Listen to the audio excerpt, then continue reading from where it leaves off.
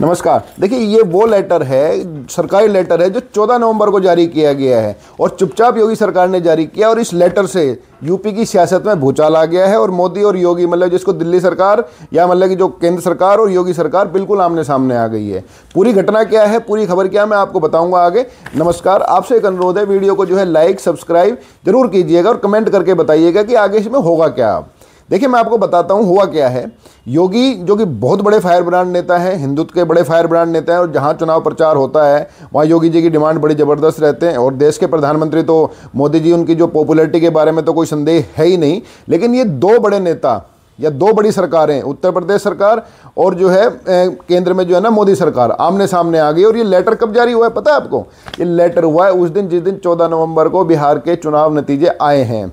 देखिए, आप हैरान रह गए ना, जहाँ एक तरफ तो खुशियां मनाई जा रही थी कि क्या नतीजे आए हैं और महागठबंधन की क्या कुत्ता खचड़ी हुई है उनकी, कि जो उनकी कुत्ता खचड़ी में जो सब लोग खुशियां मना रहे थे, तो इसी खुशियों के दौरान ये लेटर जारी हुआ 14 नवंबर को और उस लेटर ने भूचाल ला दिया है कि जब वो लेटर सामने आया है, केंद्र सरकार और योगी सरकार आमने सामने आ गई है। अब ये हुआ क्यों है, मैं आपको बताता हूँ। देखिए, अफसरशाही जो होती है ना, ये अफसरशाही के बारे में एक चीज़ कहा जाता है कि जो इसको साध लेता है। कल्याण सिंह जो हैं, जो बीजेपी के बड़े नेता रहे हैं और फायर ब्रांड नेता रहे हैं बीजेपी के, जो है कल्याण सिंह, और उनका शासन लोग याद करते हैं। एक बड़ा दुर्दांत अपराधी था शिव प्रकाश शुक्ला, जिसने कल्याण सिंह को मारने की सुपारी ले ली थी बतौर मुख्यमंत्री जब वो थे, तो उसको मारा गया था कल्याण सिंह के दौर में ही। तो कल्याण सिंह ने अफसरशाही के बारे में एक चीज़ कही थी कि अफसरशाही वो शाही सवारी है, शेर की सवारी है, मतलब कि जो अपने सवार को जब तक उसको साधे रहता है, उसके कंट्रोल में रहता है, जैसे ही सवार जो है कमज़ोर हुआ वो अपने सवार को ही तुरंत खा जाती है। मतलब शेर अपने ऊपर बैठने वाले को ही खा जाता है अगर बैठने वाला हल्का सा भी कमज़ोर पड़ जाए। ब्यूरोक्रेसी, अफसरशाही मतलब ऐसी शेर की सवारी है, जो इसको साध लेता है वो बहुत कामयाब हो जाता है और जो उसको साध नहीं पाता वो उसको ये खा जाती है। बड़े से बड़े नेताओं का भविष्य अफसरशाही ने बर्बाद किया है। एक नेता नहीं है, पूरी की पूरी गिनती गिनाओगे तो आ जाएंगे। तो हुआ क्या है यूपी में, मैं आपको बताता हूँ।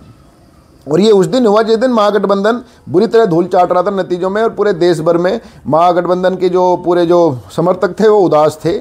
लेकिन इसी दौरान ये खेल खेला गया, उसी 14 नवंबर को। अब मैं आपको बताता हूँ ये पूरी खबर है क्या। देखिए, हुआ क्या है, उत्तर प्रदेश के पूर्व चीफ सेक्रेटरी जो होता है वो अफसरशाही का मालिक होता है। योगी जी के एक बड़े खास अफसरशाही चीफ सेक्रेटरी थे जो रिटायर हुए, मनोज कुमार सिंह जो है। उसके रिटायर होने से पहले योगी सरकार ने एड़ी चोटी का जोर लगा दिया कि उसको एक्सटेंशन मिल जाए। जो चीफ सेक्रेटरी जो रिटायर हुए उनको एक्सटेंशन दे दिया जाए। इस संबंध में उन्होंने जो है केंद्र सरकार को चिट्ठी भी लिखी। जो ऑब्वियसली जो मोदी सरकार है उनको चिट्ठी लिखी, यूपी ने, योगी आदित्यनाथ ने चिट्ठी लिखी कि भाई इनको एक्सटेंशन दिया जाए रिटायर, ताकि इनको और आगे बढ़ाया जा सके उनकी सर्विस को। लेकिन वो नहीं हुआ। उत्तर प्रदेश सरकार की रिक्वेस्ट को, मतलब योगी जी की रिक्वेस्ट को केंद्र सरकार ने, मोदी जी की सरकार ने ठुकरा दिया। बिल्कुल सही सुन रहे हैं आप। और देखो, ये अब इससे आगे दो जानकारी और आपको मैं दे दूं जिससे आपको पता चल जाए कि राजनीति होती क्या है। देखिए, आपको पता है कि योगी जी जो है उत्तर प्रदेश के जो मुख्यमंत्री हैं इतने समय से, वो बीजेपी के सक्रिय सदस्य कब बने हैं?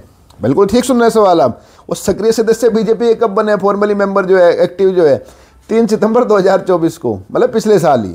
उससे पहले देखिए, बीजेपी के टिकट पे चुनाव भी लड़ चुके, संसद में जा चुके, उत्तर प्रदेश के मुख्यमंत्री हैं, लेकिन ऑफिशियली जो एक्टिव मेंबर बने 3 सितंबर 2024 को। है ना हैरान करने वाली जानकारी। एक जानकारी और देता हूं योगी जी के बारे में।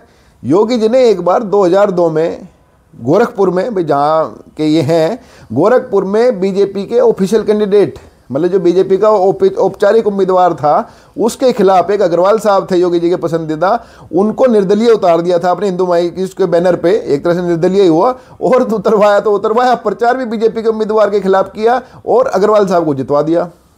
फिर योगी जी ने इतनी ताकत लगाई कि 2007 में जब दोबारा चुनाव हुए, उन्हीं अग्रवाल साहब को बीजेपी से ही टिकट दिलवाया गया। तो योगी जी के बारे में अपनी जानकारी दे दी। अब योगी जी देखिए जिद्दी हैं, इसमें तो कोई शक है नहीं, आपने देख भी लिया जिस तरह से माफियाओं को उन्होंने ठिकाने लगाया और चुन चुन के कहा भी इनको धरती में गाड़ दें, इनको कब्र में पहुंचा देंगे। और बरेली के जिस मौलवी को तो कहा था कि ऐसी कुटाई करेंगे तुम्हें नानी याद आ जाएगी। तो जिद्दी तो है। तो ऐसे योगी जी की चिट्ठी को केंद्र सरकार ने ठुकरा दिया।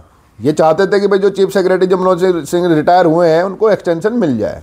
तो योगी जी की रिक्वेस्ट को मोदी जी ने ठुकरा दिया, एक्सटेंशन नहीं दिया गया और वो रिटायर हो गए। रिटायर होने के बाद हुआ क्या कि उनके कार्यकाल के दौरान कुछ उनके कारनामे ऐसे रहे कि जिसको लेकर के विरोधियों ने कुछ शिकायतें की, कुछ बताया गया कि जब चीफ सेक्रेटरी रहे तो उन्होंने कुछ बिल्डरों के, कुछ लोगों के जो है लोन माफ़ किए, एक तरह से पेनल्टी माफ़ की है, पर जो नियमों के तहत होता है, अब नियमों का इस्तेमाल किया जाए तो अधिकारी जाने। तो उसके खिलाफ 10 करोड़ की रिकवरी का मामला भी एक आया। हालांकि सरकार ने फिर वो बाद में वापस ले लिया 10 करोड़ की रिकवरी का जो मामला अपने पूर्व चीफ सेक्रेटरी के खिलाफ जो है। अब योगी जी की रिक्वेस्ट को मना कर दिया। अब योगी जी कहाँ मानने वाले हैं? तो योगी जी ने क्या किया है, योगी जी ने जैसे केंद्र सरकार में जो मोदी जी ने एक नीति आयोग बनाया हुआ है, जो देश भर में पूरा का पूरा नीति बनाने का काम करता है कि कैसे देश आगे बढ़ेगा, कैसे डेवलपमेंट होगा। जैसे पहले प्लानिंग कमीशन होता था, तो प्लानिंग कमीशन की जगह उन्होंने नीति आयोग बनाया। तो उत्तर प्रदेश सरकार ने भी क्या किया, योगी जी ने भी क्या किया, जब एक्सटेंशन देने से मना कर दिया मोदी सरकार ने, लेकिन योगी जी तो योगी जी हैं, तो उस अधिकारी को जिसको मतलब कि केंद्र सरकार ने इस लायक नहीं माना था कि वो आगे सर्विस दे पाएँ या उनको एक्सटेंशन दिया जाए, उसके लिए उत्तर प्रदेश में एक नया आयोग बन गया, ठीक नीति आयोग की तरह। बिल्कुल ठीक सुन रहे हैं आप, जैसे नीति आयोग केंद्र में है, उत्तर प्रदेश में ठीक इसी तरह का एक आयोग बना दिया गया, जिसको यूपीएसटीसी कहते हैं, Uttar Pradesh state transformation commission. इसका काम क्या होगा कि भाई ये भी जो उत्तर प्रदेश के लिए नीतियां बनाएगा, क्या अच्छी है क्या बुरी हैं, उत्तर प्रदेश आगे कैसे बढ़ेगा। भले ही चुनाव में जो है 2 साल रह गए, लेकिन वो अपने 5 साल की 3 साल की जो है वो नीति बनाएगा। और क्या किया, जिस अधिकारी को मोदी सरकार ने एक्सटेंशन देने से मना कर दिया था, जिसके खिलाफ 10 करोड़ की रिकवरी भी निकली थी, जिसको बाद में वापस लिया गया, उसी अधिकारी को इस यूपीएसटी का जो है, इस कमीशन का जो है, इसका वो सीईओ बना दिया गया। भले सबसे ताकतवर अधिकारी सीईओ बनाया गया। सीईओ बनाया किसके लिए? 3 साल के लिए। भले चुनाव में भले ही 2 साल हैं, लेकिन उनको 3 साल के लिए सीईओ बना दिया गया है। और योगी जी तो इसके खैर अध्यक्ष हैं ही, वो तो मुख्यमंत्री तो अध्यक्ष रहेंगे ही, लेकिन जिस अधिकारी के लिए यूपी सरकार और मोदी सरकार आमने सामने आई, मोदी सरकार ने जिस अधिकारी को एक्सटेंड देने से मना किया, उसी अधिकारी को योगी जी ने 14 तारीख को, और ये 14 तारीख वाला वही लेटर है ये, जो नियुक्ति हुई है पूर्व चीफ सेक्रेटरी की, उस पर उनको मतलब कि जो यूपीएसटीसी बना है, मतलब बहुत ताकतवर संस्था बनाई गई है ये। जैसे नीति आयोग बेहद ताकतवर है, ये उससे भी ज़्यादा ताकतवर बनाया गया है। ये सभी डिपार्टमेंटों को एक तरह से इसके अंदर कर दिया गया है, मतलब कि औपचारिक रूप से नहीं, अनौपचारिक रूप से सब इसको रिपोर्ट करेंगे और ये उनसे रिपोर्ट लेंगे और उत्तर प्रदेश कैसे बढ़ना है आगे ये बताएंगे। लेकिन उत्तर प्रदेश कितना आगे बढ़ेगा नहीं बढ़ेगा ये तो पता नहीं, लेकिन 14 नवंबर के इस लेटर ने बीजेपी के अंदर की जो कहानी है उसको जरूर थोड़ा सा खटमट कर दिया है। और जो कुत्ता खचड़ी महागठबंधन की 14 नवंबर को हुई थी, उससे जो आहत है, मतलब कि इनके होश उड़े पड़े हैं, जो सोशल मीडिया पे मीम बन रहे हैं इसके महागठबंधन के नेता हुए, कोई इनको ठग बंधन, कोई सुपर्णखा, कोई पता नहीं क्या क्या बोल रहा है इनको, उनसे जो दुखी थे इन नेताओं को थोड़ी सी राहत जरूर मिली है कि भाई देखो इतने बड़े जो अधिकारी हैं, इतने बड़े जो नेता हैं देश के, वो आमने सामने आ गए हैं। और आमने सामने आने का मतलब है, देखिए एक घटना और आपको मैं बताता हूँ, जो पिछले 3 साल से चले यूपी में कोई भी मतलब पूर्णकालिक, मतलब कि परमानेंट डीजीपी नहीं है। परमानेंट का मतलब ऐसे नहीं कि जो स्थायी रूप से, मतलब कि तो पूर्णकालिक जो भी डीजीपी बन रहा है उत्तर प्रदेश में, वो बन रहा है कार्यवाहक, मतलब कि एक्टिंग डीजीपी यूपी में बन रहे हैं पिछले मतलब कि 2, 2.5, 3 साल से लगभग। गोयल साहब थे, गोयल साहब के बाद जो बन रहे हैं सब कार्यवाहक, जो फिलहाल डीजीपी हैं ये भी कार्यवाहक डीजीपी हैं। अब ये हुआ क्यों है, ये कहानी भी जिद के चलते ही हो रही है। देखिए उत्तर प्रदेश ने मतलब कि जो पैनल बनता है सुप्रीम कोर्ट के आदेश अनुसार, उसमें किसी भी स्टेट को 3 नाम भेजे जाते हैं। यूपीएससी भेजती है कि भाई इनमें से 3 अधिकारी में से एक अधिकारी चुन लो और वो उसी सरकार का डीजीपी बन जाएगा। डीजीपी का मतलब होता है पूरी पुलिस का पूरा मुखिया, मतलब कि एक बॉस होता है पूरी पुलिस का, जिसको डीजीपी कहते हैं। लेकिन योगी सरकार ने जो मतलब केंद्र सरकार के जो अधिकारियों को डीजीपी कभी बनने ही नहीं दिया, जिनको ये चाहते थे। वहाँ से जो पैनल का था, पैनल का नाम ही नहीं भेजा गया, 3 जो है। जब नाम नहीं भेजे गए तो फिर मजबूरी के चलते यहाँ पे जो बने वो एक्टिंग डीजीपी बने हैं। सुप्रीम कोर्ट ने नोटिस भी जारी किया, लेकिन उसका जवाब देते हुए योगी सरकार ने कहते कि हम अपने आप बनाएंगे और एक कमेटी बना दी। अभी उस पर चली रही है रस्साकसी। तो उस डीजीपी के मसले पे यूपी सरकार और मतलब केंद्र सरकार आमने सामने आई और उसमें भी जो है योगी जी नहीं झुके। ये जो चीफ सेक्रेटरी के मसले पे भी जो है दोनों सरकार आमने सामने आ गई, इस पर भी योगी जी नहीं झुके हैं। और योगी जी जो है ना अपने अधिकारी को, अपने मनपसंदीदा अधिकारी को, जिसको मतलब केंद्र सरकार ने मोदी जी ने एक्सटेंशन देने से मना कर दिया था, उसको जो है यूपीएसटी में बना करके उसके 3 साल के लिए सीईओ बना दिया है। सभी अधिकारी अब धीरे भाई बना है जिसको मतलब जिस सरकार के जिस अधिकारी के लिए मतलब पूरी की पूरी जो है ना केंद्र सरकार से उलझ रही है योगी सरकार, उसका जलवा और ताकत क्या होगी ये तो अंदाज़ा लगाया जा सकता है। वो तो सब अधिकारियों से सब ताकतवर हो गए, रिटायरमेंट के बाद भी उनको बड़ा प्लेसमेंट दे दिया गया कई आरोपों के बावजूद।